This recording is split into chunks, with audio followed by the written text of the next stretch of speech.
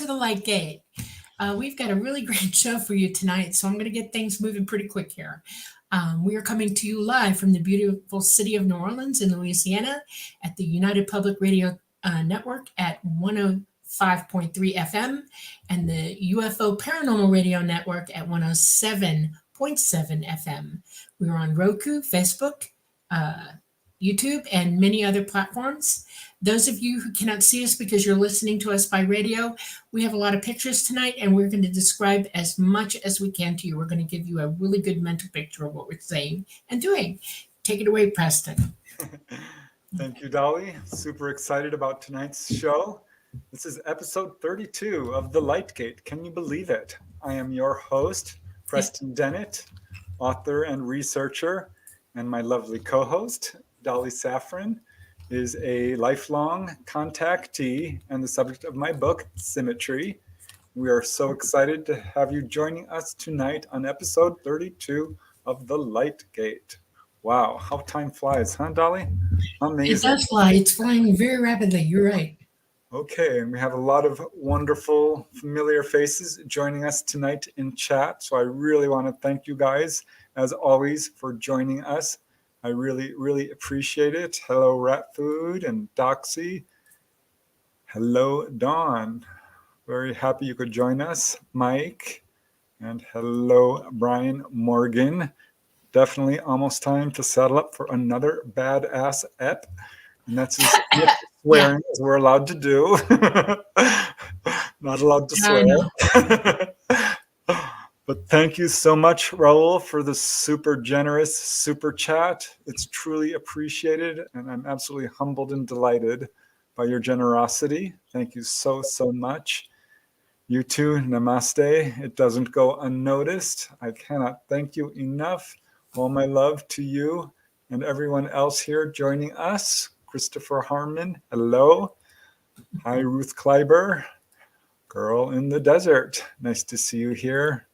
Michael Kennedy, hope you're doing well. Nice to see you here.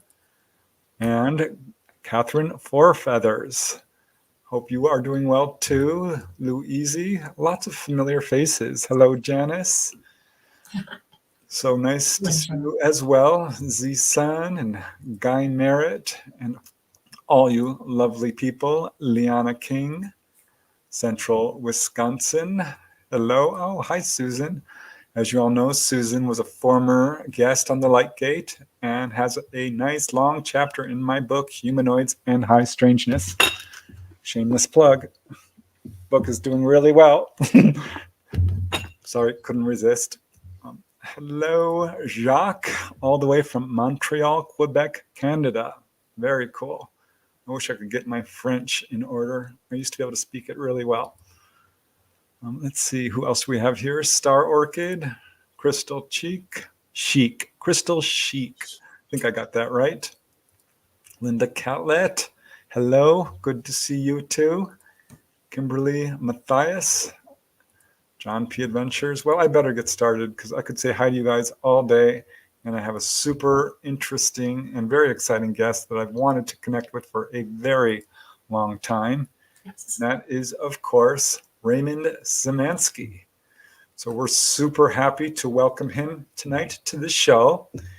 And let me just tell you a little bit about him from his bio. He is a 4-decade U.S. government senior scientist turned paranormal researcher and author with his book, 50 Shades of Grays. I love that. Raymond takes you inside the top secret holy grail of ufology, Wright-Patterson Air Force Base, to look at alien visitation possibilities that have never been previously explored. And if you know anything about UFOs or have been in this field for any length of time, you know about Wright-Patterson.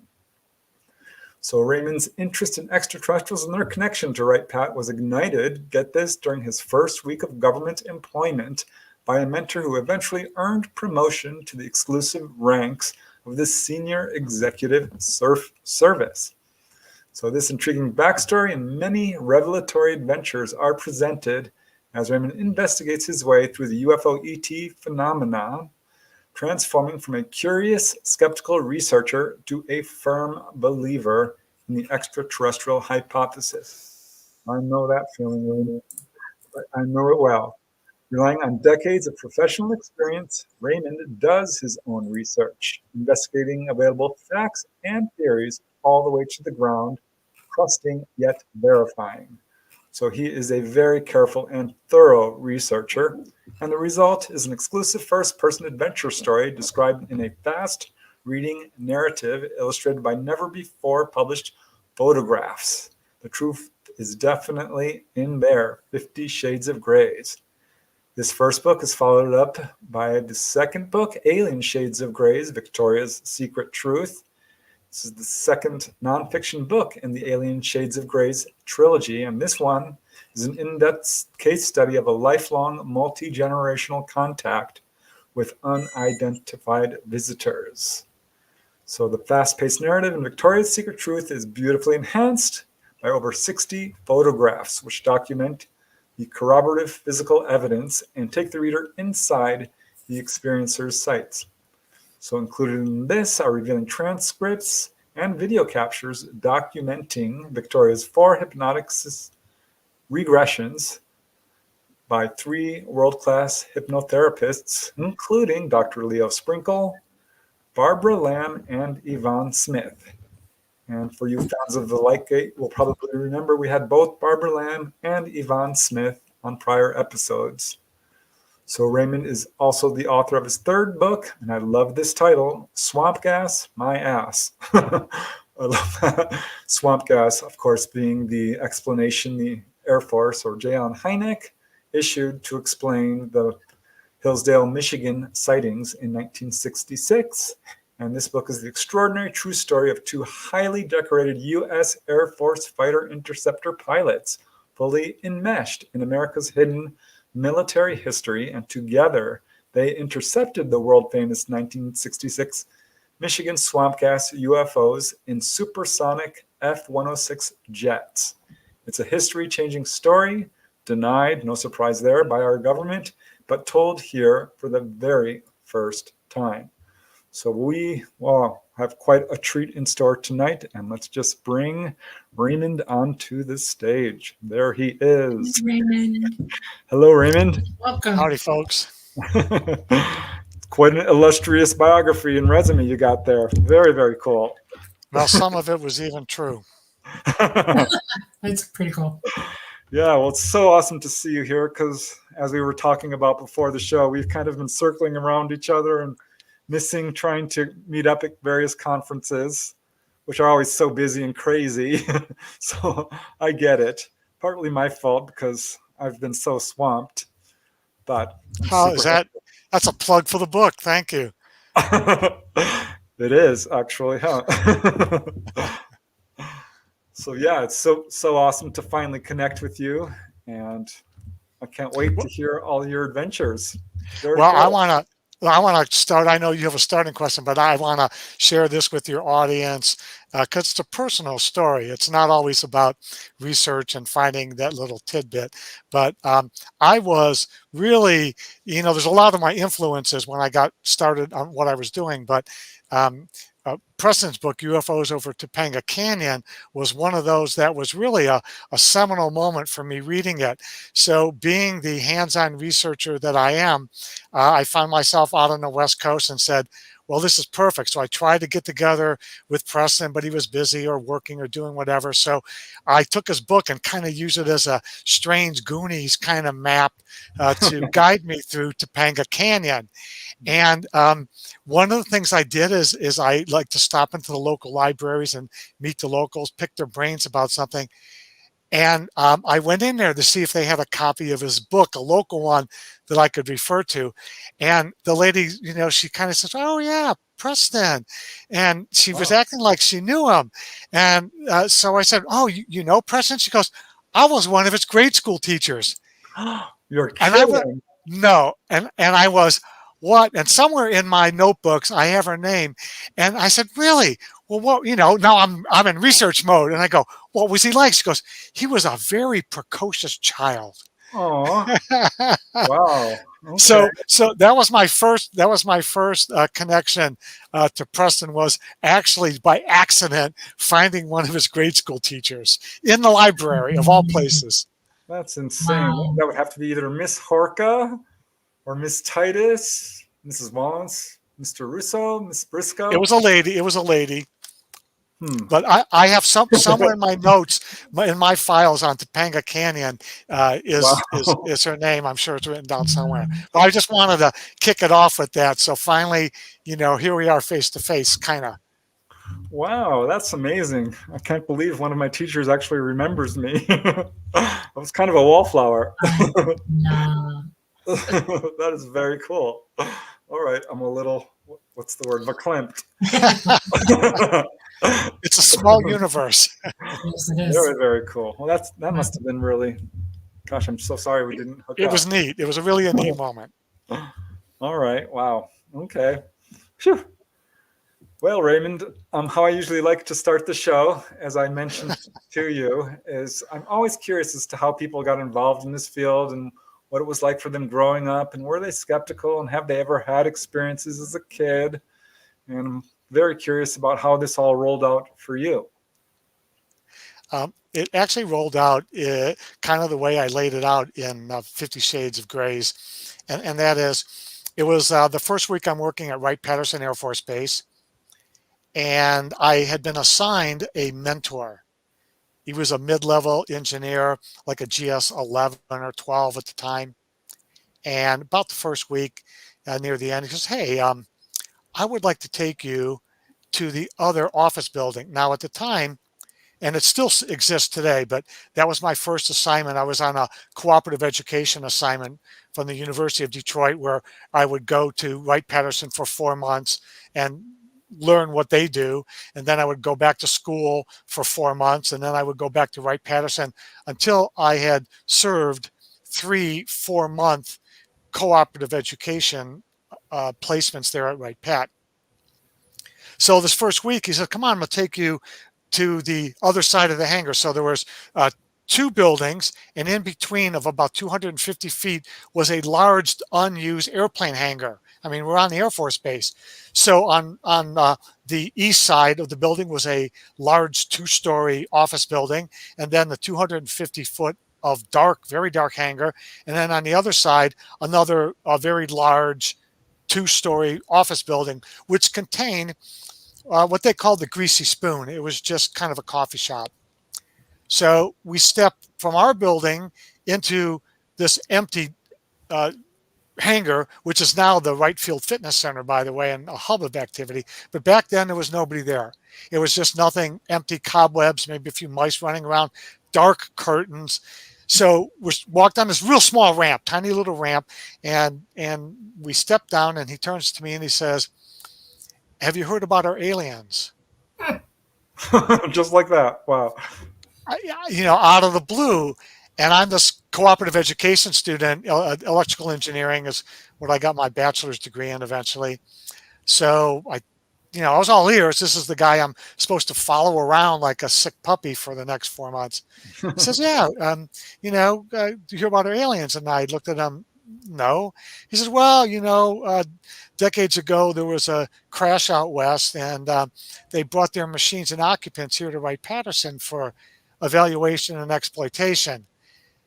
Well, then we're walking. We've got like the 250 feet of fame going here because we're heading towards the other door. And I'm like, well, tell me about these aliens. Well, yeah, they brought these aliens here and they brought their crash wreckage here. And I said, well, can we see these aliens? And he goes, well, no. I said, well, why not? Well, they're a secret. Well, Al, if they're a secret, how do you know about it? Well, the whole base kind of knows about it.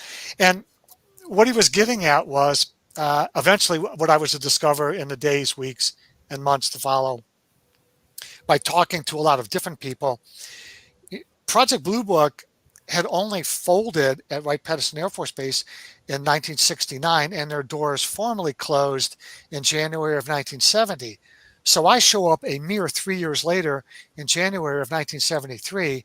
So yeah, this connection to Wright-Patterson and flying saucers is well known by everybody on base. And if you weren't there previous, you're soon brought up to speed on this, like Al was bringing me up to speed. And that's where it all started for me as far as being curious about everything like this. So at that point, did you believe in UFOs, or were you completely skeptical? What was your, I mean, that's a bombshell for sure to drop on somebody. I had a lot more important things to worry about, like how can I save enough money to pay the next semester's tuition? Am I going to have to eat bologna sandwiches for lunch every day to do it? And the answer was yes. Do you have to count every nickel? The answer was yes. It was kind of it was very tough path ahead. So, I mean, even though I had some scholarship money, every year the tuition went up, and there were other expenses. So it turns out that it just wasn't a top of my priority list, but that didn't keep me from keeping my ears and eyes open and, talking to, a guy in accounting or somebody else that I ran across in HR or other places around the base and say, hey, my mentor told me, and it was always like, yeah, of course, everybody knows that. We've got aliens in the tunnels. And so that concept was widely known. Everybody, absolutely and to this day, you can call up any office and go, hey, where are the aliens? They'll joke with you. Oh yeah, they're in the tunnels. Wow, that's kind of a weirdly open secret. That's what Al was trying to tell me. Wow, so I would think that it would be, we don't talk about that. We don't talk about, this sort of stuff, but they all just kind of. The cat's out of the bag. It's really hard to put him back in. And they would just allow it, I think, just to keep it from becoming bigger than it is.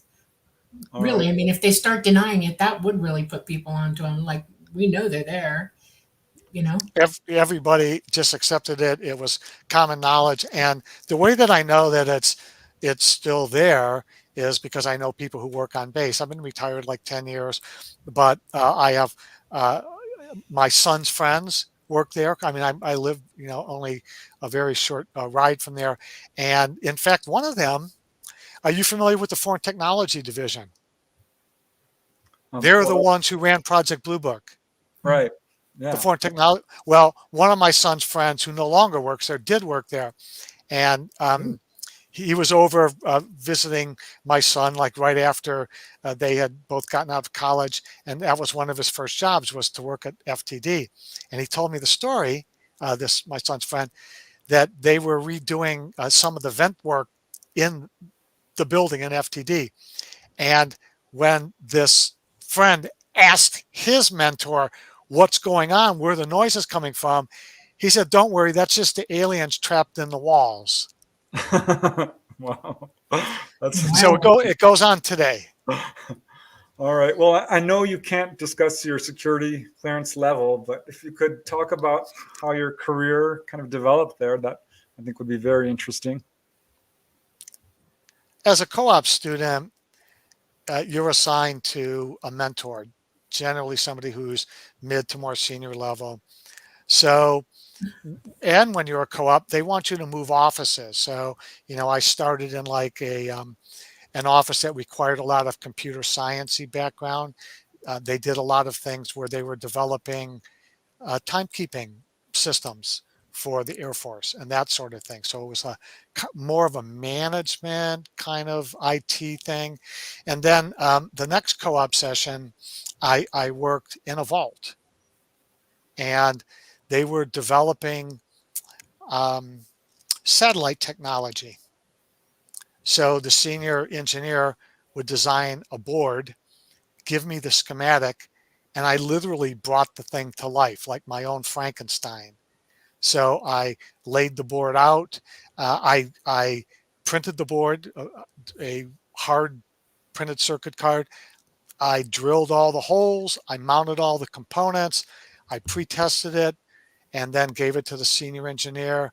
And in that vault, he put it on a power supply, grabbed his master because there was a test rig that they had hooked up and a signal generator and some other things. And they fired that puppy up. He twisted one potentiometer, which is a variable resistor, and it sprung to life, and I was a hero. And so that was like the things you do when you're a co-op student, or maybe the first couple of years. So it kind of progressed like that. And then, early on, they would give me a board, which they would not tell me where it came from. It would come out of some component, be something like you'd see in a transistor radio or your stereo, or a nuclear bomb. I'm joking. But they would give you a board and say, all right, well, we don't know what this does because, maybe it's double layer or it's two-sided, but they would give that to you, and then you would draw the schematic. So you're going backwards now. Before you built Yeah. the boards, now you're going to look at a board and you're going to make it so that they can just read it by looking at a schematic, and they can, a senior guy could figure out relatively quickly, based on perhaps if that wasn't the only board and where they got it from, comparing it to the other schematics, and they could quickly analyze that circuitry. So you kind of do that kind of thing. And then eventually, you're off the bench, and you're running programs, you're solving Air Force problems that you might be able to solve given enough time and money, but there's not enough time and money to do it. So you have to hire contractors, and you develop a statement of work, and you go through all this contracting magic. And then eventually you bring a team on that will solve this problem, whatever it is. Maybe it's building a board or a circuit to do something for them. So that's kind of the early progression. Wow, it sounds super fascinating. You must have been learning an awful lot. You were pretty young then, huh? Yeah, I think I graduated college around 21, 22. Oh, wow. Okay. Amazing. That must have been mind-blowing to work there. But at this point, the ET whole thing is still kind of just in the periphery, huh? You're like, huh, but too busy with work.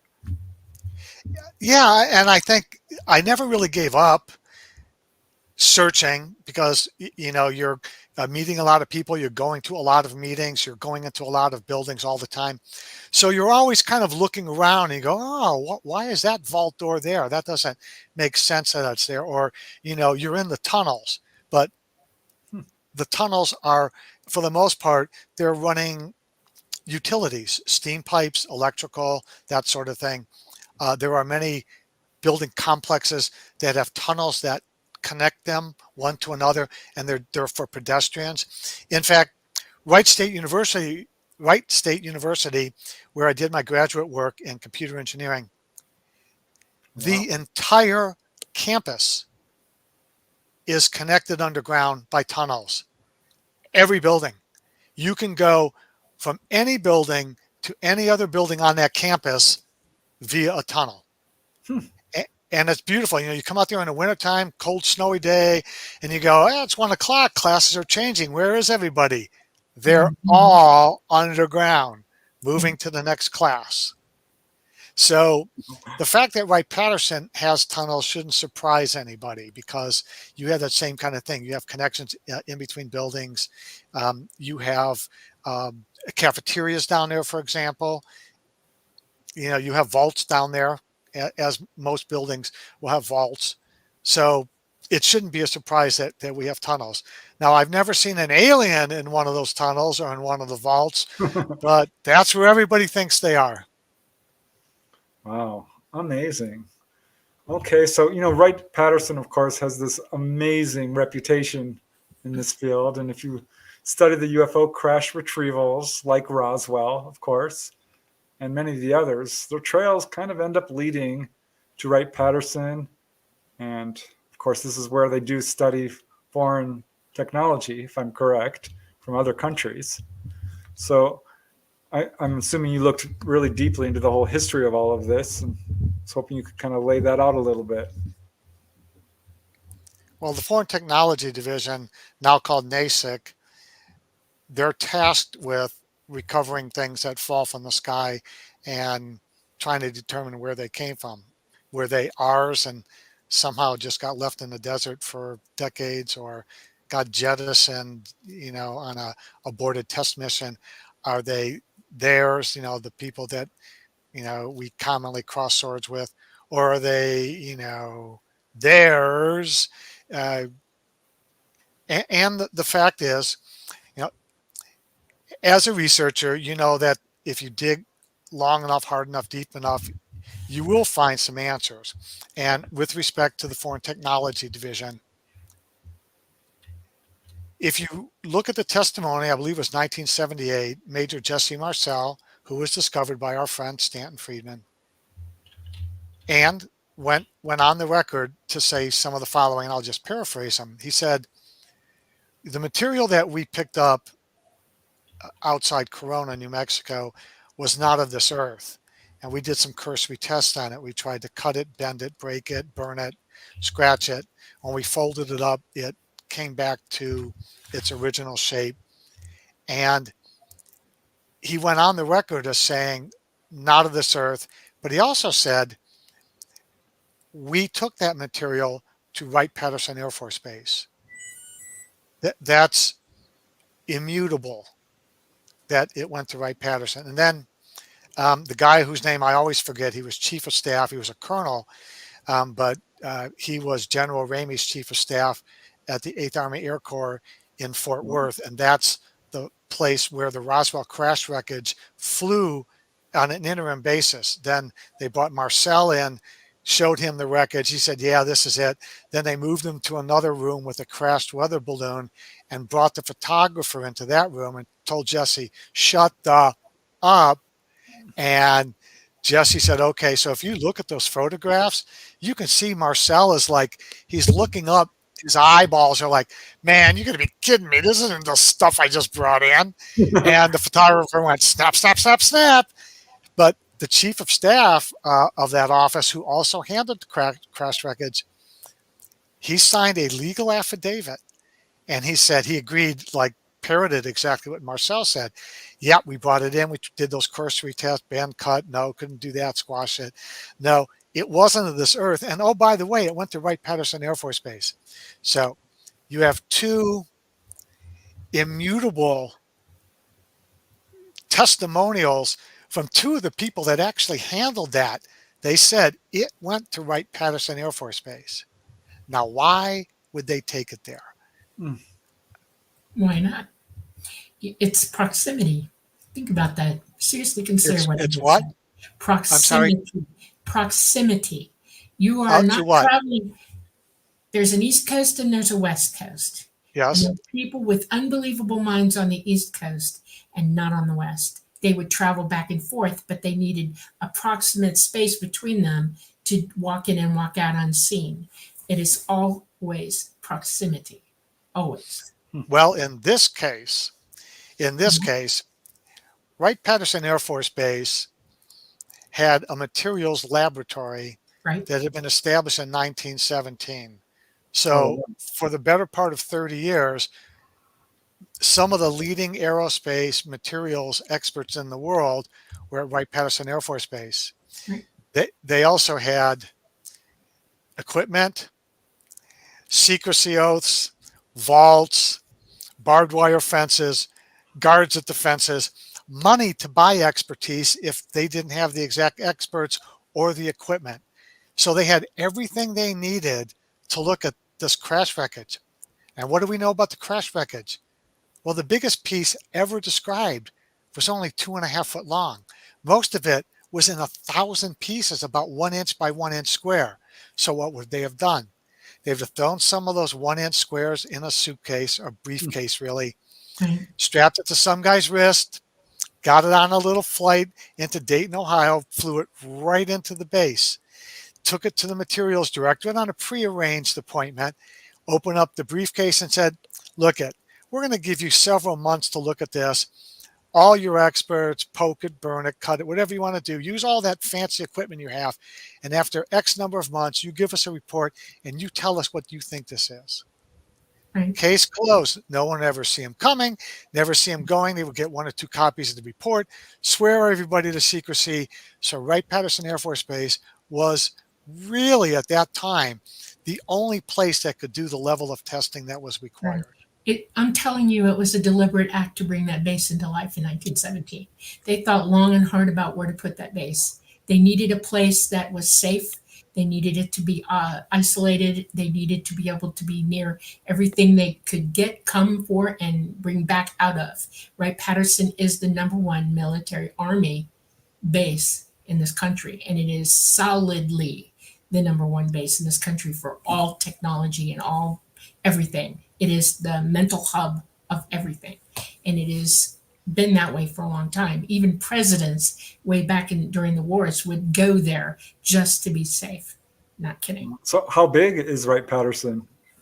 Well, as a small correction, it's not an Army base, it's an Air Force base. It is now. It was the military army first in 1917. Look it up. It was an army base. Well, it was actually a depot, and Yeah. actually, it to be correct, the Army Air Corps was a single entity until Right. September of 1947, Right. and then they separated into Yeah. the Air Force and the Army. Right. Which They is took the super fly- interesting. They took the flyboy stuff away from them. That's right. How big is Wright-Patterson? It's Wright-Patterson is over 8,000 acres and over Right. 600 buildings. Right. And it's separated, originally it was separated into 4 little distinct geographical areas A, B, C, and D. But just recently, they've been, for security purposes, after 9/11, they decided to join 2 parts of the base that were geographically separated by a 4-lane road. So they moved that road around, and now areas A and C are one area. They're now called Area A. So I have Area A and B, but they didn't lose any buildings, and they really didn't lose any acreage. But over 8,000 acres. They have 2 18-hole golf courses and 1 9-hole golf course, I might add, which is really Cool. super. Yeah. But Wow. it's massive. It's absolutely massive. All right. Wow. Very interesting. So I'm not sure if you covered this or not, but this is one of your talking points. So as an engineer at the base, were you ever involved in reverse engineering? You kind of alluded to that a little bit. Yeah. In fact, I was a co-op student at the time, and they probably thought, well, he's too dumb to be dangerous. So, and I talked about eating bologna sandwiches every day for lunch. To help avoid that, I did work some overtime. They just wanted some guys that had shown some skills, and they said, here are these printed circuit cards with some circuitry on it, and we want you to go ahead and create us a schematic. So for several weekends during one of my co-op sessions, never learned where the board came from. It was small. There were several of these, maybe 2.5 inches wide by maybe 4.5, 5 inches long, and just a circuit card just filled with resistors, capacitors, inductors, that sort of thing. And they paid us overtime because we came in on the weekend and did it. And they wanted us to come in on the weekend because they didn't want anybody seeing what we were doing. So they sequestered us in a room and sat out front and read a magazine or did whatever they did at that time. Did you So like? yeah, I did some of 8 that. hours? Did you do that for 8 hours on the weekends? Like one whole day, or? I think, yeah, for the most part, I remember eating lunch there a couple times, just grabbing a bologna sandwich for lunch. And usually it was about 5 or 6 hours, and then you pretty much had enough. And, if you finished a board, they, would go out somewhere and bring you another one to start on. All right. Or you would go over, you'd go over step by step. If they had a question, they could ask it to you. I'm sorry, go ahead, Preston. Now I want to pop up a question here from someone in chat, which is kind of an interesting question because he's asking, did you ever meet Colonel Corso? Colonel Corso, of course, being the author of The Day After Roswell and making quite a few claims about how I guess, got integrated circuits and fiber optics and Kevlar and night vision goggles from the Roswell crash. So what do you think of his story, and did you ever meet him? I did not meet him, regrettably. I did read his book the day after Roswell. In fact, I was in Florida doing some research and just said, "Hey, are there any interesting meetings?" And a Florida MUFON group was having a meeting the week I was there. So I'm going to get her name wrong. Terry Keel, something or other, or Terry something That's Keel. close. Yeah, it is It's cute. close. It's Yeah. close. But Paola Harris was there, and her talk was on Colonel Corso, and she had some of her interview videos with him, which I thought was Mhm. very, very interesting. So the closest I got was watching some of the personal video interviews that Paula had done with Colonel Corso. Yeah, I read his book, of course. I found it really compelling, and I know there are people who've tried to debunk him, but his credentials are unimpeachable. So I think it's important to listen to what he has to say. I tried to look back to who actually invented the integrated circuit and fiber optics and all that, and it appears to have a prosaic origin. But he says no, no, no. It was very cleverly integrated into their studies and inventions. So I really wonder about that and all the Wasn't there a super. movie star who used integrated circuits during World War II? She's famous for it. She built one of the first something or others. I can't think of it right now, but she designed it, the circuits herself. I really don't know. I'll have to look that up. I have to look that up. Okay. Well, the interesting part is that, as best I can remember, Bell Labs was working on the transistor. And in 1947, that summer, they had a very crude transistor made with which it looks absolutely Stone Age compared to even the earliest Mhm. transistors. But the story goes that I don't know how much you know about microcircuits or Not much. their fabrication, but let me just kind of lay this out in layman's terms. You have basically a silicon, we'll call it a wafer, and this wafer is doped with certain chemicals. And the way a transistor works is that if you have a control signal, a control voltage and current, and you put a signal through this transistor by changing the control voltage and current, you create a perfect recreation of the input signal, like a radio signal, and it gets Mhm. amplified. So that's the way a transistor works. It takes a signal, you have power connected to it, and out the back end is the same signal, except at a much higher amplitude. So the story is that Bell Labs couldn't quite get the doping correct. Now, in integrated circuits ease, the doping is a chemical that you embed the silicon with that allows you to do that control. And the story is that when they recovered some of the stuff from the Roswell crash, it was sent by Corso to Bell Labs, and they looked at it, and I believe that's part of the book. They looked at it and said, "Oh, we've got the doping wrong for our transistor. We need to dope it with like arsenic or germanium or something like that. We we we're using the wrong doping." And once they figured it out by reverse engineering, months later, Bell Lab comes out with the first successful transistor. I really haven't explored Colonel Corso and his claims, but if you really, really, really wanted to do that, the first thing you have to do, if it's not available now, is to get Colonel Corso's DD-214. Get a copy of his official military records if they're not out there. I don't remember if they were in a book or not. I don't think so. That will tell you everywhere he was during his military career. That Oh, would no. prove that he was at headquarters, for example, where he says he was. And it will usually show you what office. It'll say Chief of Staff or, the Undersecretary of Defense for gobbledygook. So if you got his DD 214 or whatever the official record of his military career was, that's what you need. And that would give you very solid proof of could he have handled this stuff. There's an interesting factoid that I know. Missouri had a lot of military records of all these guys in the military and the army. My father's being one of them, and they burned down an entire building complex with everybody's records in them. I think it They would be did. kind of hard. I think it would be kind of hard. Conveniently, Yes. conveniently, most of the people who served in 1947. Yes. You're Exactly. right. Yep.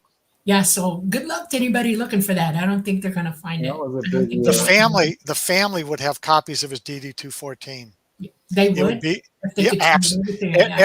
every guy has multiple copies of his DD-214. I have my For, dad's too. I have my dad's. I have Oh. his full record. So yeah. Mhm. Well, the thing about Colonel Corso, which is so true, it's so many what I would call whistleblowers, is they wait till they're right there at the golden years of their life and decide, you know what, I'm going to take that chance and I'm going to tell what I know. But they only have a short time to do it. Before you know it, they've passed on. I've had the wonderful opportunity to talk to a few whistleblowers, one who was literally in the hospital, soon to pass away, and he did.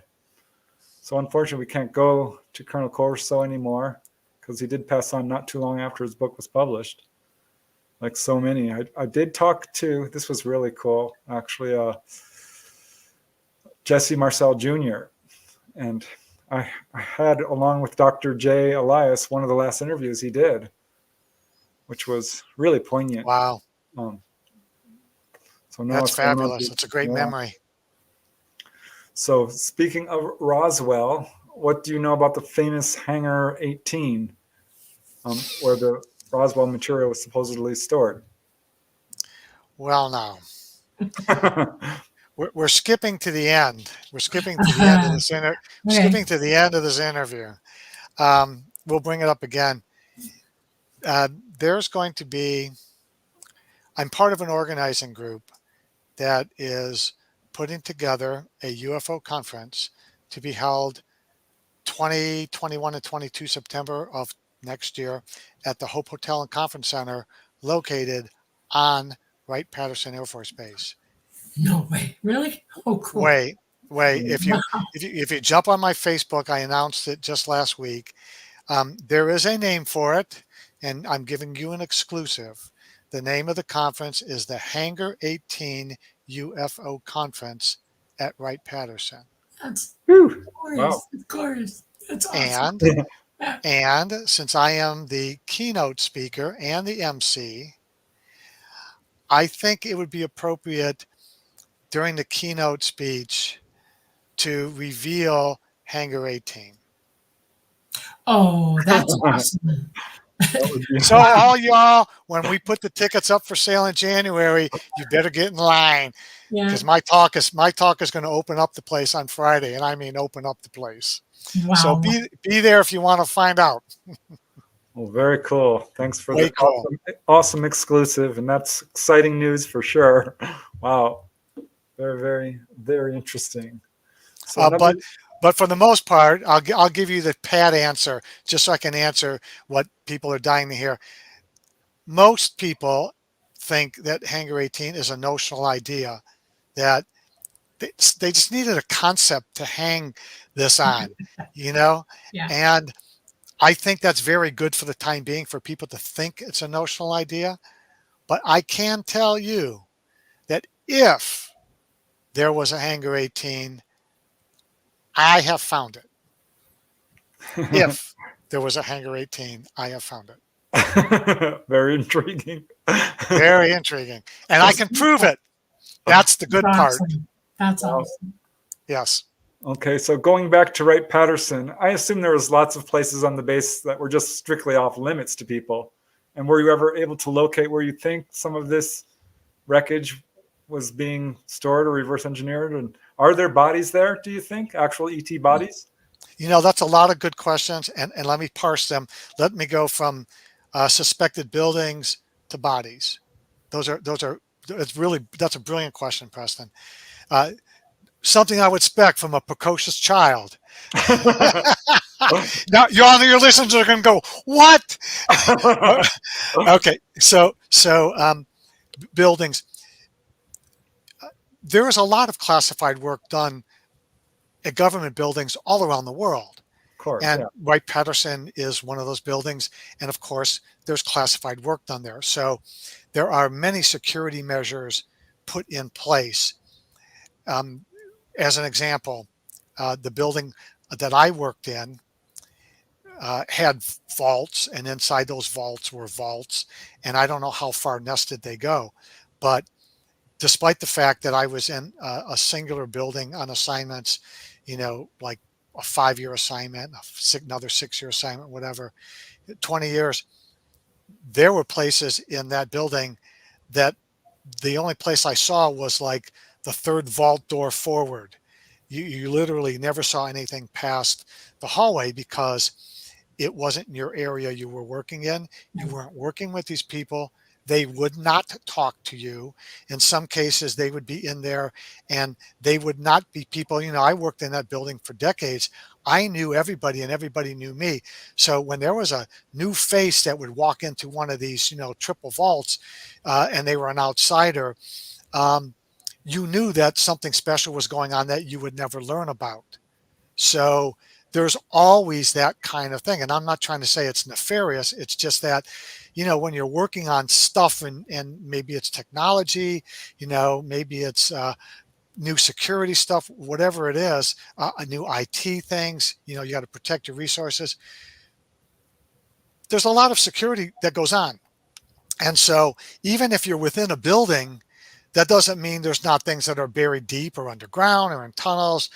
And yeah, there are some buildings that, I would say there's probably dozens and dozens and dozens of buildings there that just to get in the front door, you have to have a pass.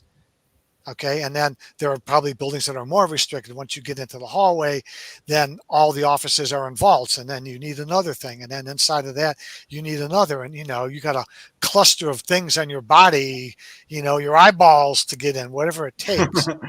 So that's just common, I think, across every government that you would ever visit. They have those kinds of facilities.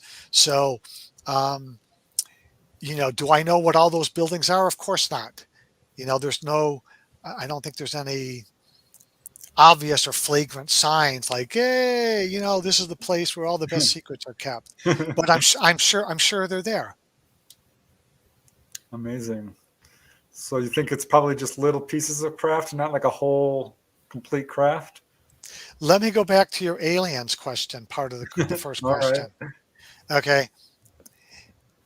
I've always been fuzzy on the aliens issue. And here's why. If you look at Marcel and you look at the other guy, again, I apologize to the guy who retired as a general, and maybe it's just age showing. I used to know all these names and their birth dates. Dubose, would that be it?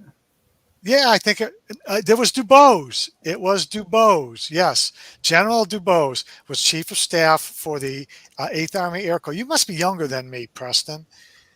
I just got lucky on that one. It is. It was Dubose. And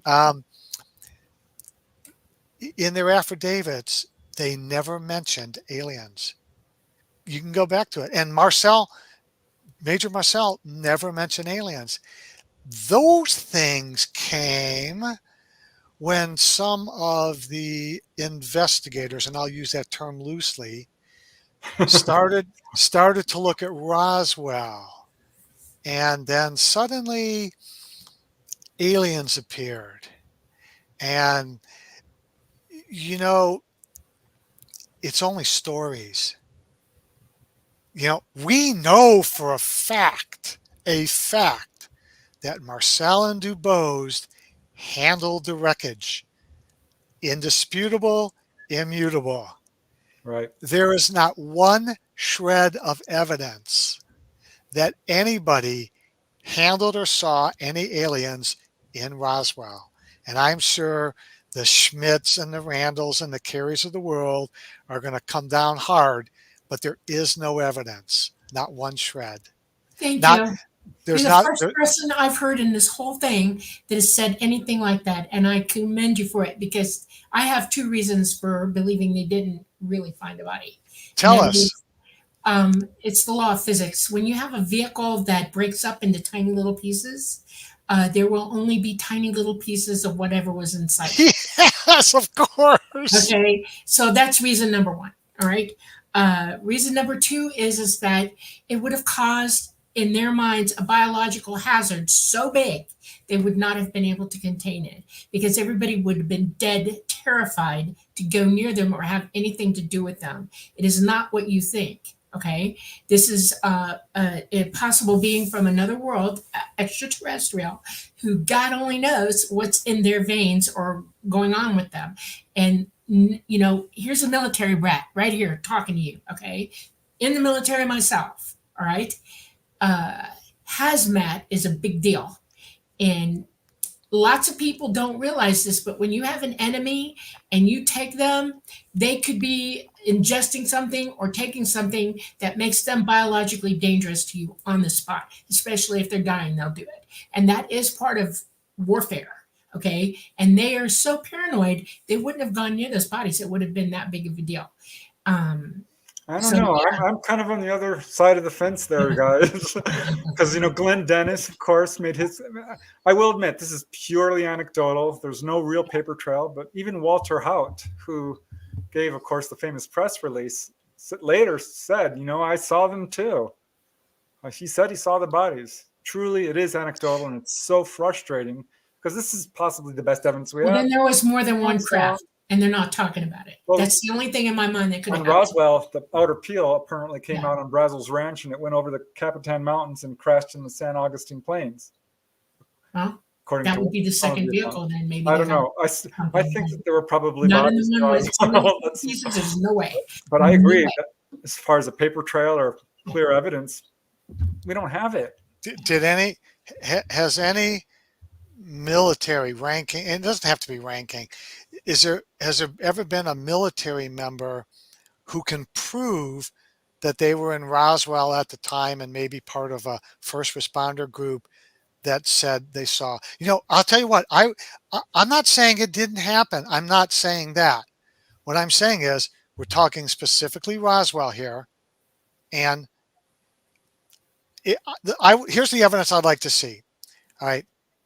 Show me a receipt for the 6 caskets or the X number of caskets that you supposedly supplied to Roswell when they called you up, Mr. Dennis. Show me that receipt. Show me the order form. Show me anything that proves that. Did any major military person step forward who we know was part of this? Did they say, I saw the aliens? Now, you're saying Haut, and I don't ever recall seeing an affidavit signed by Haut that said he saw the aliens. And Preston, if you know of one, I'd love to have a pointer to it. To me, we know the wreckage was there. We know the wreckage was picked up. We know it went to Wright-Patterson Air Force Base. That is part of the record. It's, those guys, video interview for Jesse Marcel, a signed affidavit for General Dubose. I just don't have anything strong enough. Well, I commend you for, as a researcher, you have to, sort of follow that. Everything. Follow every trail. The evidence has not led me to that conclusion yet. So. And there has to be 50 books on Roswell, and some are directly contradicting each other. And certainly some of these researchers are not, doing thorough research. Some of them made up witnesses for their book. Mm-hmm. Yeah, it's a shame. So that's just fuzzy. I'm not saying it didn't because, and the reason I'm saying this is because when I wrote Victoria's Secret Truth, I spent 2 years interviewing the family and interviewing a child who was, thank you, the middle book. It's Victoria's Secret Truth. Oh. And the woman's name is Victoria. I actually got to talk to Victoria's grandson, and children basically tell the truth. And I walked this kid through 2 weeks at a time, his scenarios and cross-examining everything. Plus, I now, with the publication of that book, have had friends who have held secrets for 40, 50 years. After they read my book, they contacted me and said, I've got a story I want to tell you. And these are hugely professionally accomplished people. One is has gone all over the world giving talks, has testified in front of Congress for the area, that she knows. She's got patents and stuff. Is an experiencer and told me, and then other people. So there is contact. There are these entities, but I can't place an entity at Wright-Patterson Air Force Base readily. There's no paper trail for me to take it there. I mean, I know the buildings that they might go to if they were there, but I, you know, the trail has gone cold in that respect. All right. Well, we do need to take a quick station ID break. So I want to let you all know that you are watching The Light Gate. I'm your host, Preston Dennett. My lovely co-host is Dolly Safran. Our guest tonight is Raymond Szymanski. And we are streaming live on the United Public Radio Network at 107.7 FM from the beautiful city of New Orleans. Also the UFO Paranormal Radio Network at 105.3. We're on several other platforms such as Roku, check it out, Facebook, and of course, YouTube. And this is episode 32 of The Light Gate. We are talking to Raymond Szymanski, who has rubbed elbows with many of the leading researchers. Here he is with Barbara Lamb. Here he is with Daryl Sims. And of course, Lorian Fenton, who runs the UFO MegaCon up in the San Francisco area. And look at that. This guy is super famous. And not Leonard Stringfield. Help me out. Stanton Friedman, thank you. See, I'm old. Dr. Lynn Kitay. I'm not sure how you pronounce that. Kitay. And of course, Peter Robbins and Tiago Tichetti, who we're trying to get on the show. And look, he has all 3 of your books. How awesome is that? Pretty awesome. Here you are at a conference speaking, and looks like you met the Mothman or something. Yes. Yeah. Am I live? Am I live? One of the History Channel tried to get me. It was Expedition X with Josh Gates. I was in the premiere episode of Expedition X, and they called it the Mothman.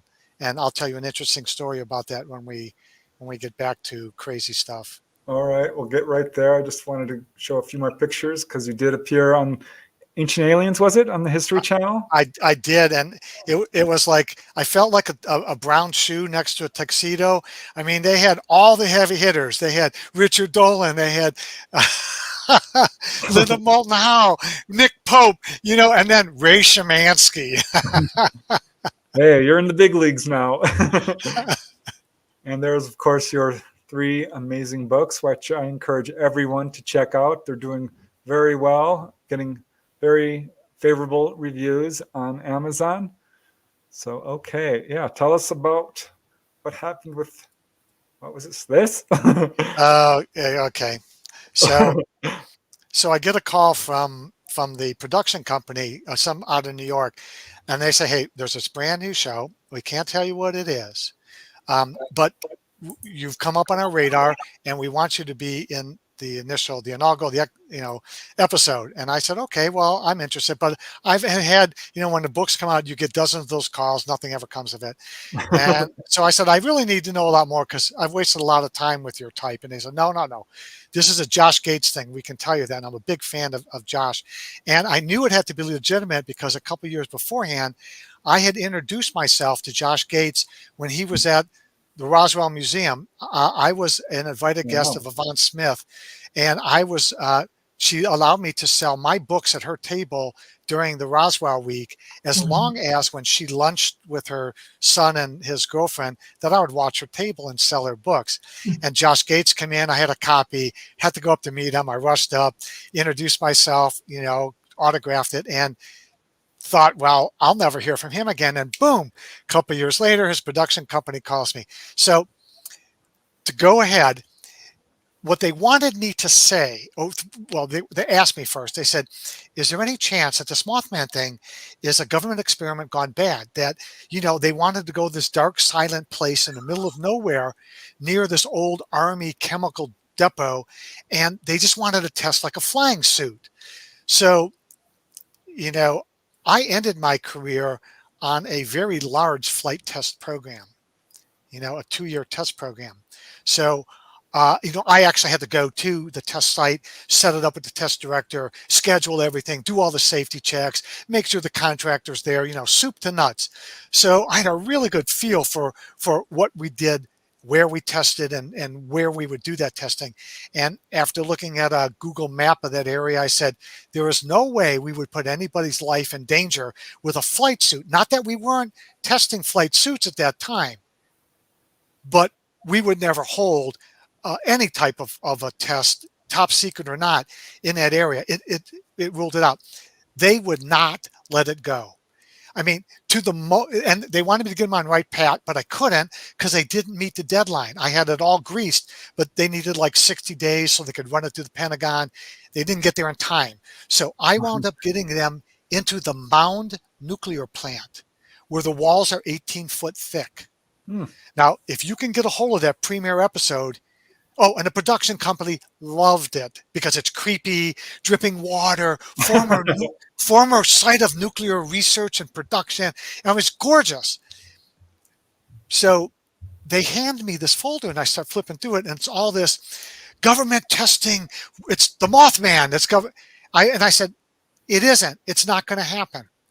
So unfortunately, and I love Gates, and I love its production company, I love the people I work with, they Frankenbited my appearance there. They asked me these questions, and then when they played it back, it's a conglomeration of nip and tuck to make it sound like I said, oh yeah, it's highly possible this was a government program and they did testing and it was Mothman. That's Preston's number one complaint about certain entities in the field. He's been cut a few times himself. Yeah, so, I was once on one show where they were asking me how common are, onboard experiences in California, how many per year? I said, there might be hundreds, perhaps even 1,000 per year. And they clipped it, so it said thousands per day. I'm like, wait a second, I did not say that. Well, Preston, I empathize with you, but I'll conclude the story. So this is playing in real time, and before they introduce me, Josh Gates goes, well, now we're going to bring on and this is a quote, we're now going to bring on my Wright-Patt guy. So I look at my wife, she looks at me, and I go, who's this Wright-Patt guy? I mean, I'm the guy that filmed. Well, they never told me that it made the cut. Josh, I knew nothing about it. So next thing I know, it's me. I'm Josh Gates, Wright-Patt guy. They play my scene. The phone rings. It's my son. He goes, I'm watching it. Dad, you didn't say that, did you? Oh no! Because my son knows government testing. He's been working in that field for the last 20 years, and he knows it's not possible. And I would never. I go, son, rest assured, I never said that. He goes, good man, and then he hung up. So in other words, it was so incredulous what they had done that not even my son would believe it. Wow. Yeah. They like to I'm always very careful when I get asked by the TV folks, because I've been burned a few times. I was on one show, and this is when I kind of learned a very difficult lesson, and I'm not going to name the show, but they said, okay, here's your questions. I'm like, oh, okay. And I'm young, eager, on TV. Wow. How fun is this? And cool. He said, and here's your answers. And I'm like, wait, what? And I looked at the answers, and they were roughly what I would have said anyway. So I'm like, oh gosh. But I didn't realize and they did a lot of B-roll. And I'm like, oh, B-roll. If for anyone who's ever done TV, you know what that is. Pretending to type, walking in your front door out, and just doing all this kind of acting. I mean, it's acting, let's face it. So yeah. For the record, Ancient Aliens and Expedition X have never invited me back. I I did Expedition X with Josh Gates. I never got to meet him, but I was pleasantly surprised with how they handled the whole thing. This is He's nicer. Josh is nicer in person even than he shows up on TV. I met Roswell. I met him, chatted with him for several minutes. I really, really enjoyed him. He's a great guy. Yep. That's awesome. Well, very cool. Okay, well, moving along then. So you put out these 3 amazing books. So at what point did you decide, you know what, this is the stuff that needs to be talked about. I'm going to dive in. I'm going to write a book, because that's a big step. I mean, writing a book is a huge labor, as I'm sure you know, having done it 3 times. So how did this all, begin for you? Kind of by chance. I think it was 2012, 13. I was now retired. I had this long burning interest in the topic. I said, I'm going to a UFO conference. And I found the International UFO Congress in Fountain Hills and said, what a great lineup. I got to go. So I went there and I met a lot of great people. And to kind of preference to talk about Victoria's Secret Truth, the first person that I met there was Victoria and her then boyfriend. And they sat next to me, just random. Now, if you've been there, there's 2,000 seats. So they sit next to me, and then there's a break, and her boyfriend turns to her and says, can I tell him? I've never met these people before in my life, ever, never. And she says, tell him what? And he says, about your experience. And she goes, we don't even know him. He goes, can I tell you something about my girlfriend? I'm like, man, as long as it's not kinky. We got 10 minutes to kill before Dr. Lear shows up, so go for it.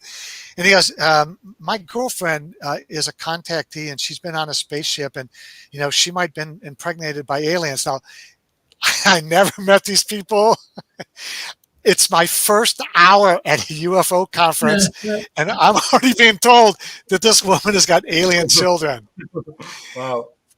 So that is a true story of how I met Victoria. But going to the book, now you can imagine it's a baptism by fire. I'm getting that kind of exposure to these kinds of stories, and my imagination is lit. And then I'm watching all the speakers, and they were so kind to answer my questions and things like that. So, I was really, really into it. So the follow-on year, I said, well, I got to do this again. And it was at that point that I had just briefly met Jen Stein. And in the interim, before I went to the next UFO Congress, I went to England, and I investigated Rendlesham. I went to Rendlesham Forest, and wow. I went all through there, and that's covered in my that story is covered in my first book, my going to Rendlesham, because I'm a hands-on guy, boots on the ground, hands-on. Put my finger into the hole. So I did the Rendlesham thing, and I'm all excited. So I go back and I meet Jen Stein, and a friend of hers invites me to a dinner. And when I get there, there are some luminaries like Paul Davids sat next to me. Jen was on the other side of him, and some other people who were well known in the community. In fact, that photograph of that dinner is in my first book.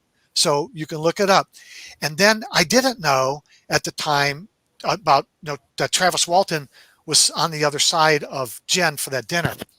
So dinner breaks up, and everyone's talking about what they're going to do for the last day and all that stuff, and what's happening afterwards. And I said, hey, I'm going to find Travis Walton's abduction site.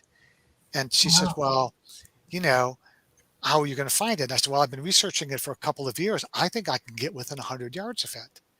Yeah. And out of the blue, and I didn't really know Jen that well.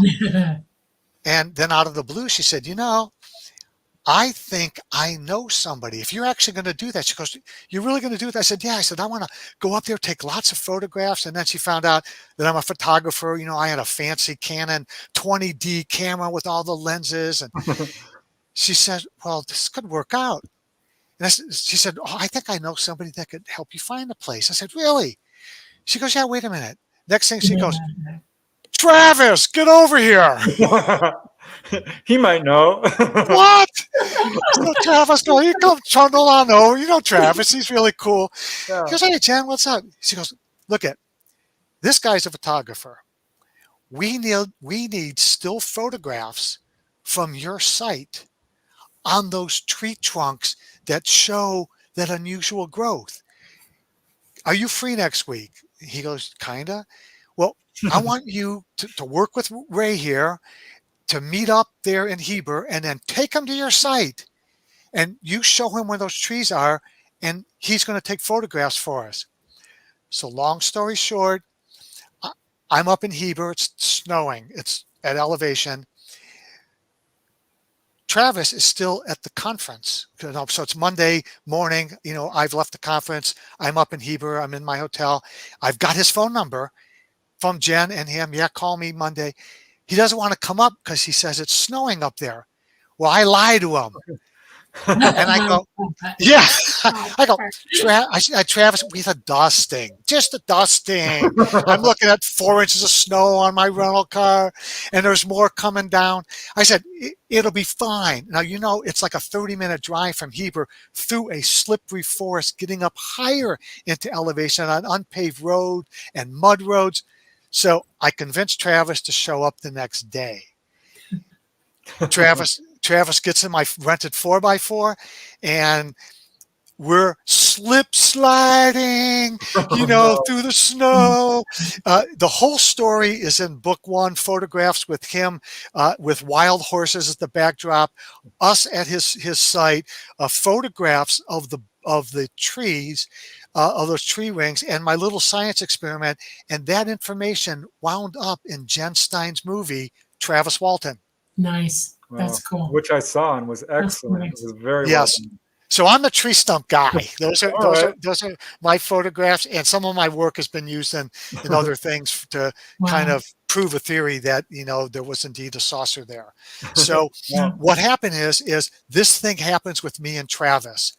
And now I'm on it. And Travis afterwards, we had dinner at the Mexican restaurant. He comes back to my hotel room. I give him a cup of coffee. I'm kind of showing him the pictures we took and, getting his thing on it. And he invites me up to Snowflake to meet some of his buds, but it was getting late and I didn't want to do the drive. And so, it was unfortunate because I had to leave the next morning on a flight. So I made my apologies and he left. And I'm now going home and I'm thinking, man, I've got stuff here that I know people would love to hear and see.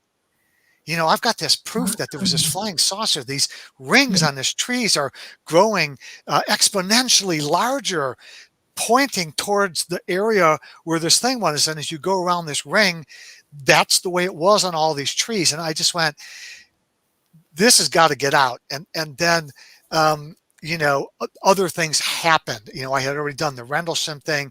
I knew all about Wright-Patt, and I thought, well, that's a good chapter. I had the thing with Travis, and I thought, this is it. And so I just sat down, and it was amazing how quickly it came off my fingertips. It was like I was born to do this. Yeah. Wow. Inspiration is wonderful, isn't it? It is, and I can imagine what Preston has done. He's got like 5,360 books out there. No, not quite. 31. 4,000. It's fun. You know how when you're reading a really good book, how fun that is. Writing it is twice the fun. I mean, it's the difference between listening to a song and singing it. I mean, it's just wild when it's coming out and you're like, wow, you're in it. It's so much fun. And it's exciting. Well, I've mentioned before how inspirational UFOs over Topanga Canyon was. And do you know that I got to go back? I didn't tell you about this. I actually had unfinished business and I found a local to tour me around. It was awesome because we were going through some of the valleys and stuff outside of the canyon there about the possible sites, spent the day. And if I ever redo the book, I'm going to publish some of those pictures about going back to Topanga. And it was all because of you. That's awesome. Hey, I am honored. That is awesome. It's a beautiful, beautiful place. It really I kept is. Dolly there. I always kind of had dreams of filling up a tour bus and just taking people like, look, a UFO landed here.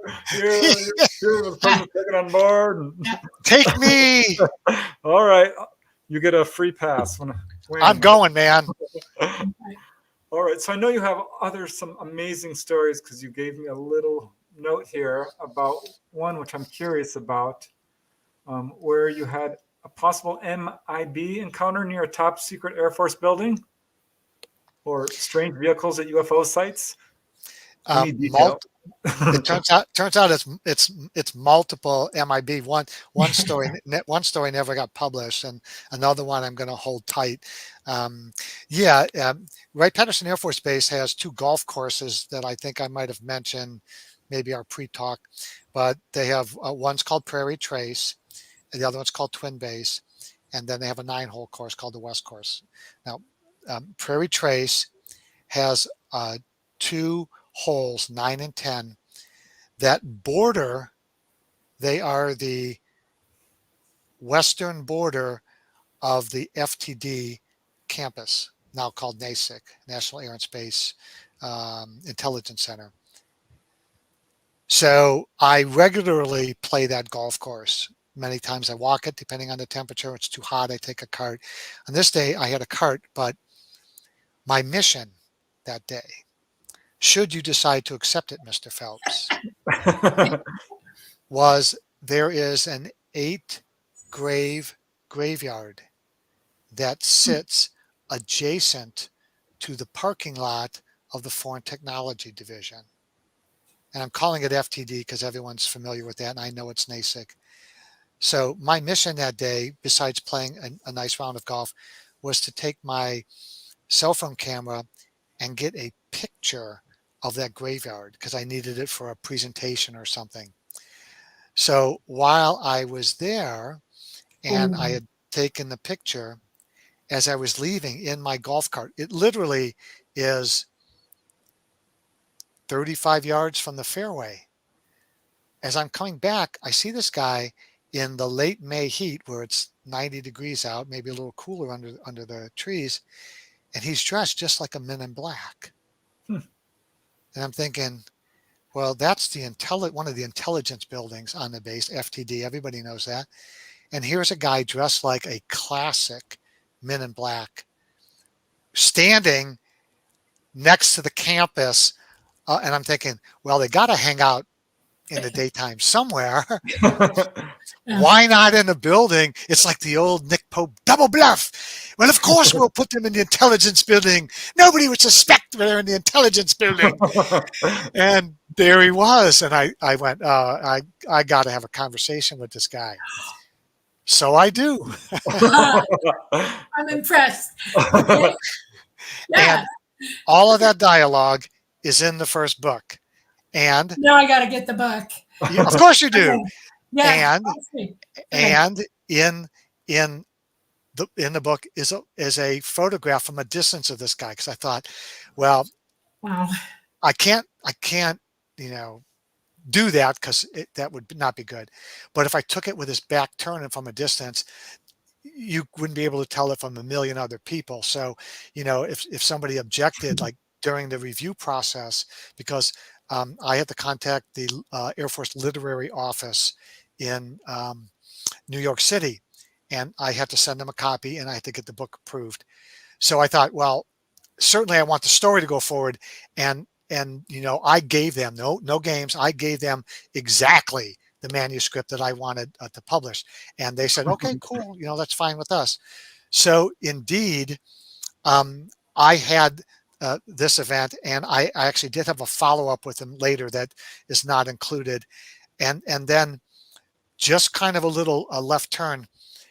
After that book was published, I was in a local restaurant here where I live, and that restaurant, unfortunately, is no longer in business, although I can tell you that it was called the Fox and Hounds, and they had $2 Tuesdays where you could go in and get a pint of beer for $2. So I'm in there eating, and I'm not in any special place, kind of in a corner, and there is a table permanently attached to the floor with these big brass, stanchions where you can seat about 30 people on both sides of it. And it's curled. So it's just one long community table. And it's a place where many people will just stand with their drink because it's that high. And I noticed that there is a guy dressed as a MIB with his hat and his dark everything and the tie. And he's got his camera in a position and he's taking pictures of me in the restaurant. So I went, I got to confront this guy. So I go over there and I'm walking and he must have seen me and maybe in the glass of the screen of his thing. And he puts the phone away and he slips it in. He goes, hey, what's up? And, oh, nothing. I said, man, I just got to tell you this. I said, I'm a flying saucer researcher. Have you ever heard of the Men in Black? Yeah, I've heard those guys. And I'm looking at one. So he doesn't deny it. and I'm not going to confront him about the photos because, Oh, no, don't. Because he could have been, maybe not. Maybe he was, just using that as a mirror to look at me or whatever. But that was my suspicions. And I said, yes, I questioned him. You ever heard about this? Yeah. And he tells me that he's a fundraiser for a local university. And then, of course, I try to track it down, and there is no such office, much less a person that works there. So clearly there was something going on. I don't know what. Was he taking my picture? Well, if he gets his jollies doing that, I guess. How long between you taking the graveyard pictures and that happening? What was the amount of time between those two events? Well, the graveyard pictures and where that guy was standing, he actually had his back to what I was doing. And how long he had his back turned, I don't know. So maybe he saw me doing it. I'm thinking of the angle. He would have to have been turned and looking over the wrought iron fence of the graveyard because he would have been on the northwest side of it. I was on the southeast side of it. So that fence is about 4 foot, and there are some arborvitae trees behind there. So his vision would have been blocked somewhat. So if he saw me, it was probably either going or coming, but not actually the act of shooting because of the angle that I took it from. Basically, I think I'd have been behind those arborvitae trees. But I would say from the moment I left the graveyard to the time I saw him was about 3 seconds. He literally was within 10 yards of the graveyard. You realize that they have cameras everywhere in those places. Oh, they do. I'm sure I was on camera. You were doing what you were doing. Yeah. I'm sure of it, but I'm also sure that I wasn't breaking any law by shooting a picture of the graveyard. They just wanted to know. They're more than curious about everything. Okay, they have to know everything. It's a thing, and they were just trying to figure out why you did what you did. That's what. I asked him if I could take a picture of him. I actually asked him that, can I take a picture of you? And he goes, why? And I said, I could put it in a book and become rich and famous. Yeah. And he said, no, I don't think that would be a good idea here because obviously you're working in an intelligence capacity. And of course, I didn't take a picture of him. Yeah, I'm not so nice. I've took had Men in Black in my life, and it got to the point where they quit wearing the suits. They started trying to look like everyday people, but I'm psychic, and I knew who they were, and I started tracking them, and even snuck up on them a couple times with food to give them, and like the banana in that Eddie Murphy movie where he sticks the banana in the tailpipe and gives the officers food. Yeah. And I was constantly filming them, and I was tailing them. And Preston's got all the film of it. Okay, I'm not joking around. I drove them insane. Okay, and they finally. Now, was that in Florida or where you live now? In Florida. I'd do it now if I could get my. They won't come close enough to do that to me anymore. They're a little bit nervous about coming too close to me now. That was an impressive moment in my life. What could you do? What could you do with that information now? I'm not stupid. I'm never ever gonna. Preston has it. That's it, and it's locked up. You can't get it. Nobody can get it. And Well, Preston, you're in danger then. Yeah, yeah, well, I keep watch over him too. I don't. It is serious stuff. Yeah, I know. I know I there's like after taunted death. them. I'm I not taunted worried. them. You Yeah, know, I'm my willing to go all the way with this subject. It's important. yeah, People need to know. right. Yeah, but my first Well, that's a experience with them fascinating was story, Dolly. yeah. I'm sorry. I was eight That's years old, my very first time with an MIB coming home from school. He had a trench coat on that day. He was carrying a cane. My best friend was with me. We're walking home, and I would walk her home and then go out to where I lived. And I'm a weird person. I carried a Dennis the Menace lunchbox. Okay. It's a long story. Anyways, and he starts talking to me about my lunchbox. And I looked at him. Now I'm already trained to know when to book it. Okay. And I grabbed my friend by the arm and said, run. And we ran. And he tried to catch us, but he couldn't. We were little gazelles, you know. And I went home and told my dad about it, my mom about it. And next thing you know, I've got security on me 24/7, even at school. And my dad said, that's MIB, that's Men in Black. He used those wow. words. And that's in the late 60s. Well, we And know they watch contactees and yeah, researchers both. I yeah. mean, this is pretty much Yeah, and he said, established. "You avoid them, avoid them." And I was like, "Okay, fine." He said, "If he had gotten his hands on you, we would have never seen you again," and that's probably true. And so, but yeah, and now I'm older and a lot wiser and a lot smarter, hopefully. And I decided to taunt these guys. They were driving me crazy, and so I got them back. How's that run thing working out? RUN. How's that working out now? A little slower? A lot. We all are. Yeah. Yeah, I would need a lot of help at this point. Yeah. But yeah, I have other talents too. So, I don't worry about it too much. All It's right, just weird. Ray, I Okay. know we're getting to the last 20 minutes of the show, and I want to give you a chance to talk about your third book here, which just came out, which with this awesome title, Swamp Swamp Gas, gas. My Ass. What made you think of that? Seriously. I'm a funny guy.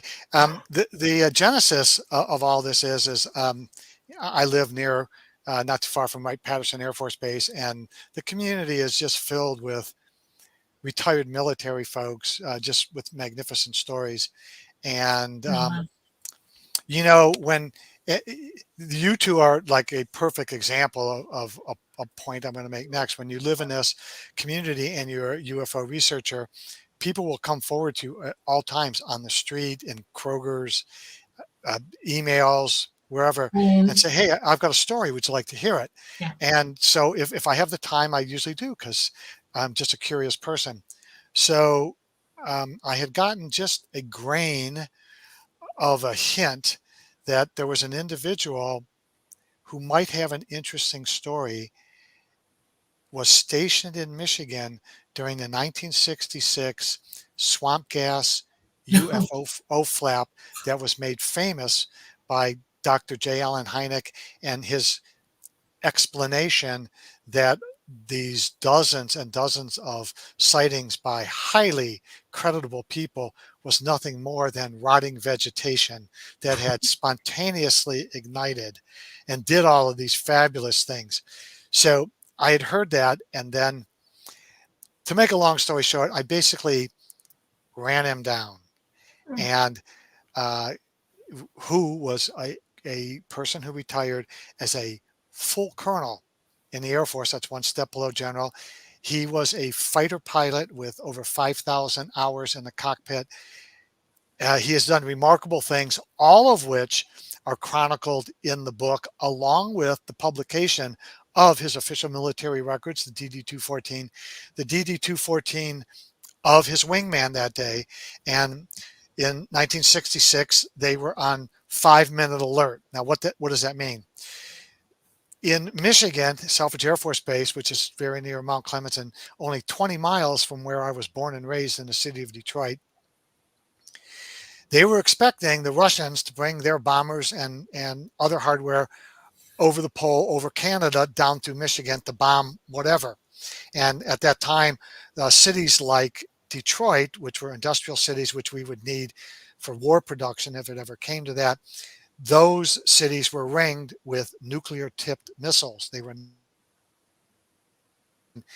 as you know, nuclear stuff attracts extraterrestrials. So in Right. 1966, there were dozens of these batteries of nuclear armed missiles ready to go. And the squadron, the 71st Fighter-Interceptor Squadron that Colonel Carroll and Bob Nicholson, his wingman that day, were assigned to, their job would have been to leave, go north up through Michigan, and intercept those Russian nuclear bombers. And those F-106s were armed with nuclear bombs. So once the missiles were expended, their job was to set that nuclear missile into that fleet, get the hell out of there, trigger it, and let a nuclear bomb blow up the rest of the Russian nuclear fleet. Right. So they're on 5-minute alert. That means they have to get airborne in 5 minutes. The klaxon goes off.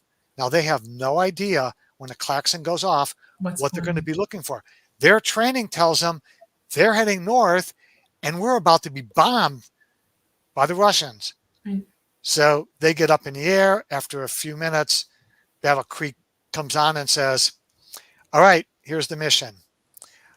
We have it on very good authority that there is an unidentified flying object or objects in our immediate vicinity. You're going to find it. You're going to get it on visual. You're going to get it on radar, and then we will advise you what to do. In other words, you might be using those missiles. So they get up there in their 90-minute flight.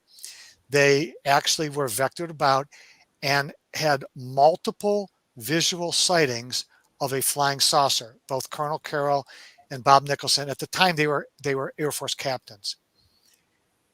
They had multiple radar confirmations. They actually saw the bright phosphorus dot on their radar screen. Now, they did not get it on the infrared, which we discuss in the book, and the amazement of Colonel Carroll and what his thoughts are on that. So here are two guys, captains, F-106s, a fighter jet, which was our top fighter jet for 20 years, unparalleled in performance. They go out, they're Mach 1.3 chasing this thing. They get eyes on multiple occasions. At one point, their radar is giving them information about the airspeed of this object. And at one point, Colonel Carroll tells me, the feedback I'm getting on my radar tells me that this thing that I've been chasing and couldn't catch at Mach 1.3 is now waiting for me in the sky. Right. He said, I think it stopped.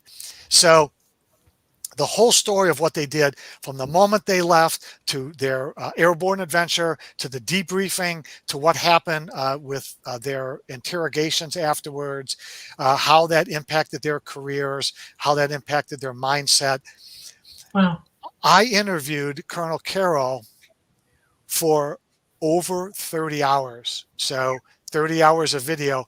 And I sent you a 3-minute clip, and if we're going to play that, which I hope we can, yes, we got time. Let's put it up now. Let me cue it up for your listeners here real quick. Okay.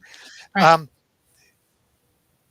Because his testimony was spread out over 30 different recordings, I wanted to put an encapsulation of what happened to him that day in a single location. So I wrote a script because at this point, Colonel Carroll is not far from dying from cancer. And I put his story in a script. He edited it, he approved it, and then I came over and we did this in 2 takes. Now you'll see a little jitter maybe somewhere in the middle because he, the cancer in his treatments, his mouth was very dry. So there's no change of the script. We didn't change any meanings. It just that the first half of one, the second half of the other was really cool. And he's going to tell you about what happened to him that day. Okay, now, again, you can find the books on Amazon. And if you're good, you can go online to the Air Force Museum, the United States Air Force Museum website. Go to their bookstore, and you can get autographed copies of the books. Oh, another exclusive for you, Mr. Dennett. Kind of paying it forward and backwards at the same time. So if you can roll that video, I'm sure your audience would love to see it. Yes, All absolutely. right, let me just pull it up. I've got it all queued up here. Now, I apologize to anyone who can't quite hear the sound as loud as we'd like it, but I'm going to do my best. Right. Let me just pull it up here. Here we go. Okay, let me just get this started. And we shall, oops. Here we are. Hello, my name is Gary Carroll, and I'm a retired United States Air Force colonel. And from January of 1965 until 1967, January also, I was a pilot assigned to the 71st Interceptor Squadron at Selfridge Air Force Base in Michigan. Our interceptors were F-106A and B model aircraft, which was the most current of the new interceptors in the United States Air Force at the time.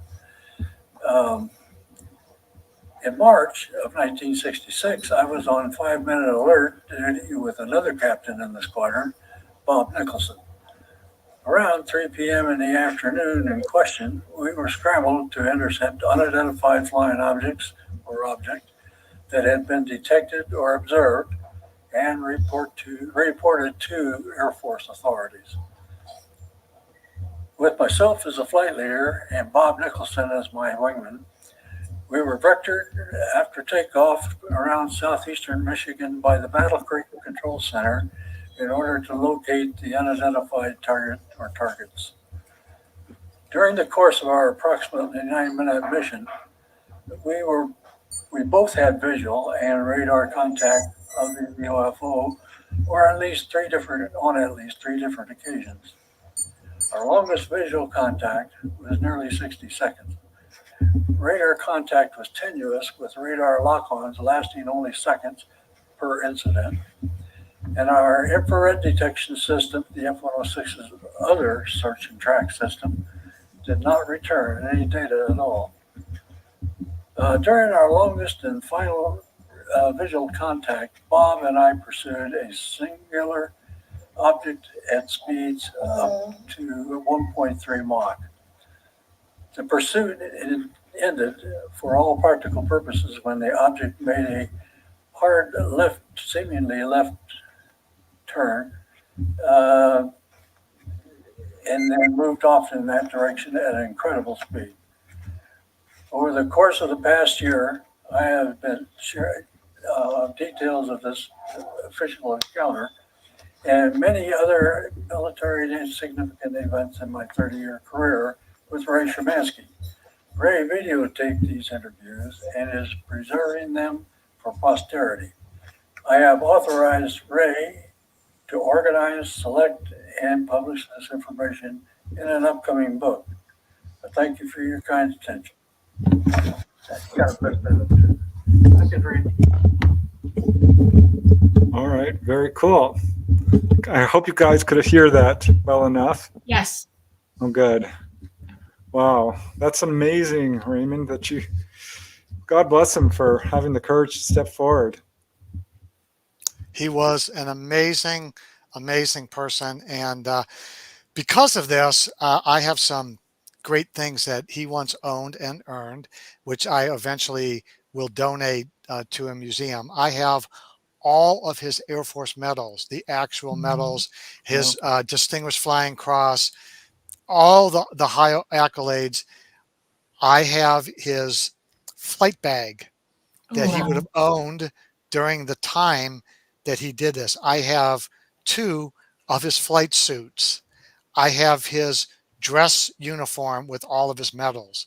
And hopefully someday, I'll find a worthy place. I'm hoping the Air Force Museum, once they get over this flying saucer phobia, that this is the highest ranking military officer ever to come forward to say that he was essentially chasing a flying saucer. This is actually an historical moment. And, I'm going to enjoy holding on to what, his family gave me and what he gave me before he passed, until such time as we can find the right place for it for everyone to see.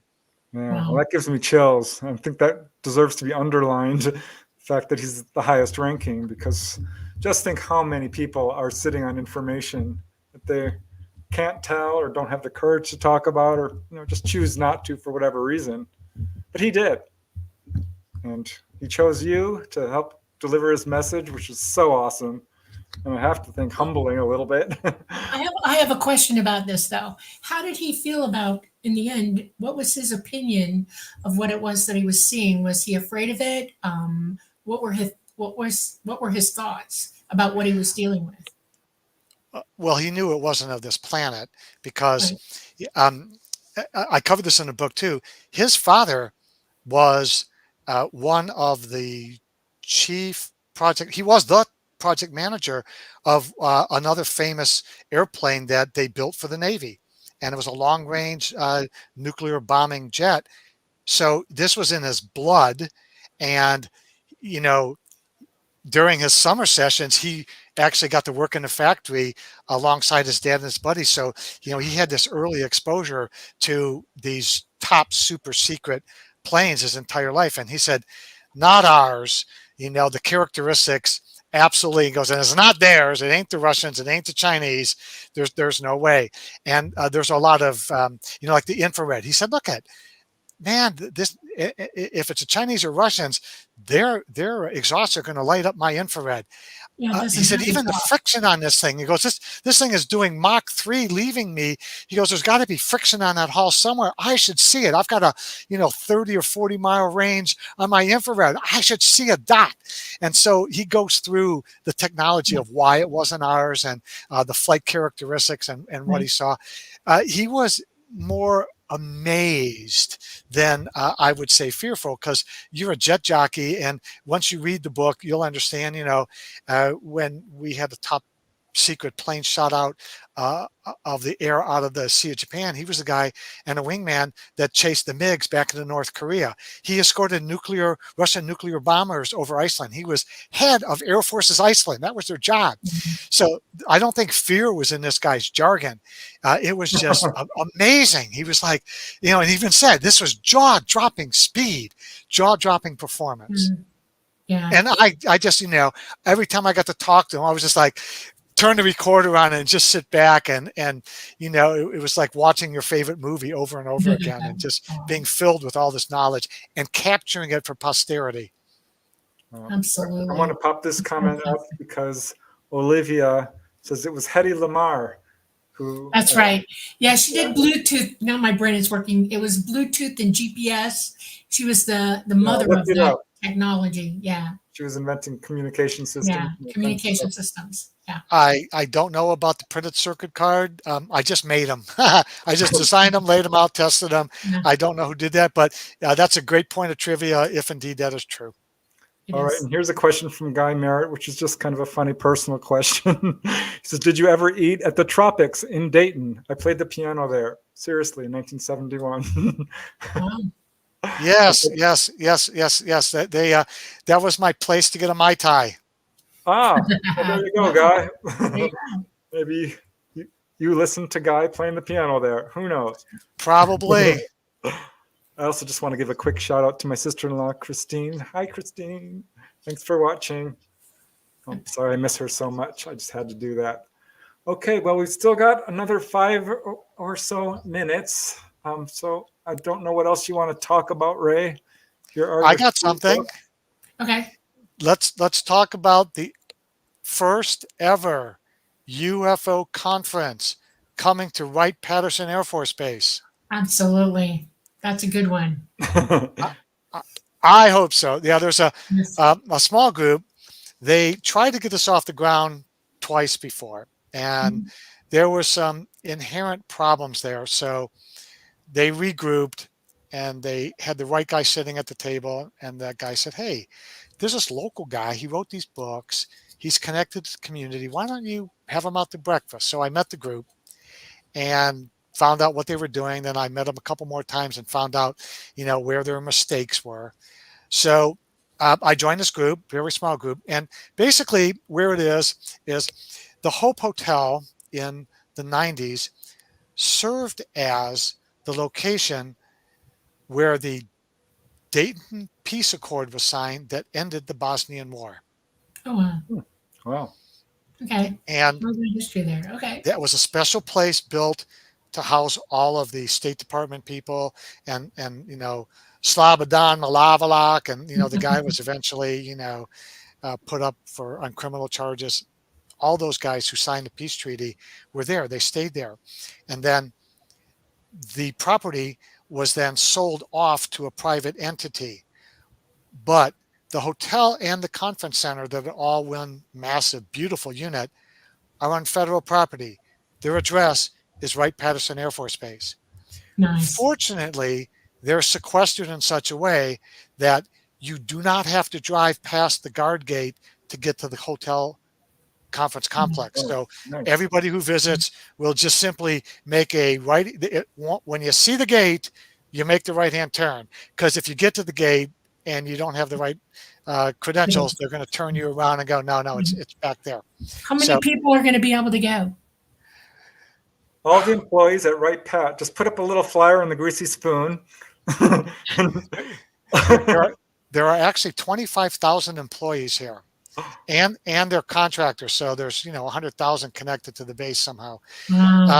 Right now, we want to keep it boutique, because some of the large conferences, and I love them. I love the others because I spoke at a couple of them, so that was pretty cool. But we're looking at 500. We like to do 500. The venue, if we set it up in banquet mode, where tables of 10 people comfortably seated, 2 massive screens, very large room, then we can between 450 and 500. We're gonna, in fact, we have a meeting there tomorrow. We're gonna do one of our walkthroughs and click things off with our yardsticks. So about 450 to 500. Okay. We're going to have it. We'll have an opening Friday where we'll let the vendors come in and set up on Friday in the afternoon. Then about 6 o'clock, we'll have a cocktail hour. Meet the speakers kind of thing, have them, because there's a beautiful place called Packy's. And if you GPS it, you do not want to GPS the Hope Hotel, because that'll try to take you onto the base. GPS Packy's Bar and Grill, and that takes you to the right-hand turn you need to make. Okay. So, but Packy's is a nice, massive place. So it'll be a great place to have a little cocktail hour there. Then what we would do is we're going to invite senior leadership from the base. Hopefully the base commander will come in. They'll say, hello, how are you doing? Welcome everybody to the base. Again, we'll have some of the speakers there to mingle. We'll have a dinner, kind of a informal, maybe buffet thing. I'll do about a 30-minute keynote speech. And right now the working title of that speech is Hunting Hangar 18. Right. Kind of give you guys a clue. And then we're going to have 4 speakers on Saturday, 4 speakers on Sunday. We're going to have a Saturday dinner. It'll be a dinner and a movie. And there are some famous UFO movies, documentary types or others that we're considering, but it'll be a freebie movie, obviously pay-as-you-go dinner, beverages that you can, if you want liquor, you can buy it there. And other things we're still contemplating whether or not we want to have an experience session there or not, and whether or not we're going to have panel sessions. But we have as such only 4 speakers a day, so that people can mingle with the speakers, have time to speak with them at the desk, get their autographs, buy their books, do whatever, rather than, put 7 speakers on and then, as a consumer, you miss everything. We want everybody to see everybody and have time to speak with their favorites and chat with them. You already have your speakers lined up? Yes, I have 5 speakers lined up. They've all made commits, and I have 2 more that I'm awaiting, and just got rejected today by a major speaker. Yeah, I'm afraid that we're beyond that for this iteration, and I've got to tell you, I'll be out up front with you. I have vetted all of these speakers through the years. Okay.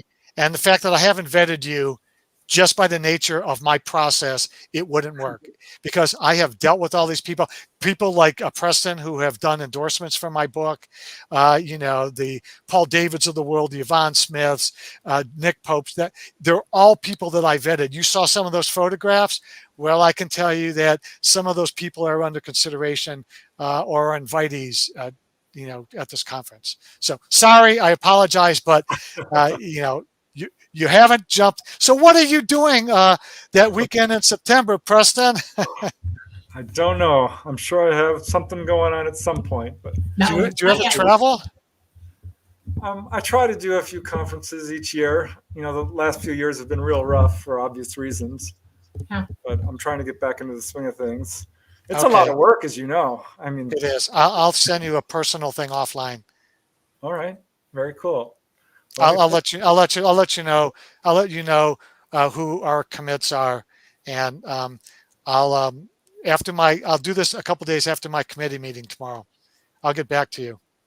all right. Well, we're going to have to close up the show, Ray. I just Super. want to let everyone know here are his 3 books. I hope you're working on another one soon.